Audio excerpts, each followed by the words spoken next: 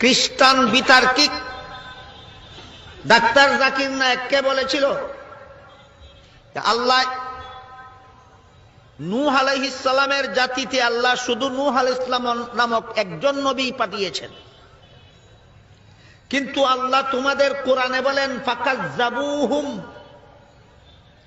এই জাতি নবীগণকে অমান্য করল। একজন নবীকে নবীগণ বলা যায় ব্যাকরণের পদ্ধতিতে, সুতরাং তোমাদের কোরআনে ব্যাকরণগত ভুল আছে। এই প্রশ্ন তো খ্রিস্টানে করেছে। কাকে? ডাক্তার জাকির নায়েককে।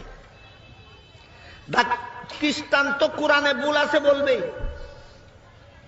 খ্রিস্টান তো বলবেই কোরআনে ভুল আছে। সে তো কোরআনের শত্রু, গোপন শত্রু নয়, সে তো প্রকাশ্য শত্রু। কাজেই আল্লাহ এই জাতির কাছে মাত্র একজন নবী পাঠিয়েছেন, নূহ আলাইহিস সালাম।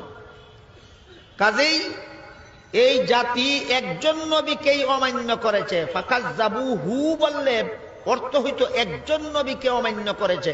ফাকাজ্জাবুহুম বলার কারণে এখানে দেখা গেল যে এরা নবীগণকে অস্বীকার অমান্য করেছে বলে কোরআনে উল্লেখ করা হয়েছে।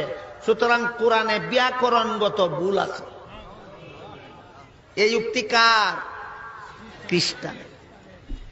ডাক্তার জাকির নায়েক এই প্রশ্নের জবাবে বলেন, আমি আপনার সাথে একমত যে কোরআনে ব্যাকরণগত ভুল থাকতে পারে। কোরআনে ব্যাকরণগত ভুল আছে খ্রিস্টানে কয়, আর জাকির নায়েক স্বীকার করিয়া লয়। কেন? বাংলা ভাষায় কোরআন শিখেছে উস্তাদ ছাড়া। আপনাদের মনে কৌতূহল বাকি থাকবে, তাহলে ওই খ্রিস্টান পাদ্রীর প্রশ্নের আসল জবাবটা কি? ডাক্তার জাকির নায়েকের জবাবটা তো ভুল স্বীকার করার মাধ্যমে জবাব। ভাই, আপনি খুব সুন্দর একটা প্রশ্ন করেছেন। আমি আরেকটু সহযোগিতা করতে চাই যে হ্যাঁ, আপনি সবগুলো ব্যাকরণগত ভুলের কথাই বলেন। আর আপনার হাতের বইটা লিখেছেন আব্দুল ফাদি। আব্দুল ফাদি ঠিক, ইজ দ্য কোরআন ইনফেলেবল। আমিও দেখতে পাচ্ছি, হ্যাঁ আলহামদুলিল্লাহ, আমি ভালোই দেখতে পাই।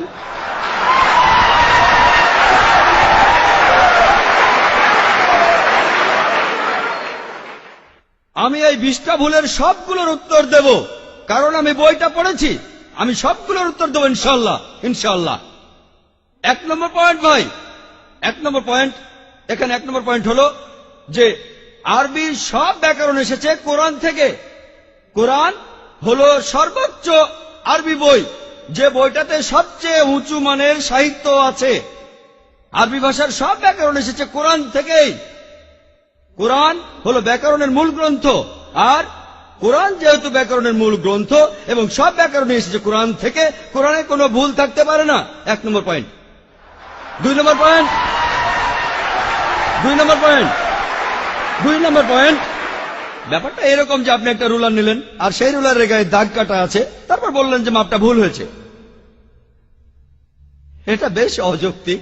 2 নম্বর পয়েন্ট, আরবে বিভিন্ন আলাদা আলাদা গোত্রে, আপনি যদি আরবি জানেন, আর ডক্টর উইলিয়াম ক্যাম্বেল আমার সাথে একমত হবেন যে আরবের গোত্রগুলোর মধ্যে ব্যাকরণ মাঝে মধ্যে বদলে যায়। কিছু কিছু আরবীয় গোত্রে যে শব্দটা স্ত্রীবাচক, অন্য আরেক গোত্রে সেটাই পুরুষবাচক। একই শব্দ, তবে গোত্রভেদে ব্যাকরণ বদল হতে থাকে, এমনকি শব্দের লিঙ্গ বদলে যায়। তাহলে আপনি কি কোরআনকে সবগুলো ব্যাকরণ দিয়ে পরীক্ষা করবেন? না। আর এছাড়াও কোরআনের ভাষা এত উঁচু মানের, এতই উঁচু মানের, এর কাছাকাছি কোনো সাহিত্য নেই। আর কোরআনের বিরুদ্ধে অনেক বই আছে, ইন্টারনেটে গেলে দেখবেন 12টা ব্যাকরণের ভুল, 21টা ব্যাকরণের ভুল, আব্দুল ফাদি 20টা ব্যাকরণের ভুল। আপনাদের কি ধারণা খ্রিস্টানরা এই ভুলগুলো বের করেছে? কারাই ভুল বের করেছে? জানেন কারা করেছে? মুসলমানরাই। মুসলমান পণ্ডিতরা, যেমন জামকশারি, তারা এটা করেছেন। কোরআনের ব্যাকরণ এত উঁচু মানের যে কোরআনের ভাষা মাঝে মধ্যে প্রচলিত আরবির বিরুদ্ধে যায়। কোরআনের ব্যাকরণ এত উঁচু মানের, কোরআনের ব্যাকরণ এতই উঁচু মানের, এজন্য তারা উদাহরণ দিয়েছে। আমিও কয়েকটা উদাহরণ দেব, এতে আপনারা সবগুলো উত্তর পেয়ে যাবেন। তারা উদাহরণ দিয়েছে যে কোরআনে লেখা আছে লূত আলাইহিস সালামের গোত্রের লোকজন তারা সকল নবীকে ত্যাগ করেছে। বলা আছে সব নবীকে তারা বর্জন করেছে। ডক্টর উইলিয়াম ক্যাম্বেল বললেন যে নূহ নবীর গোত্রে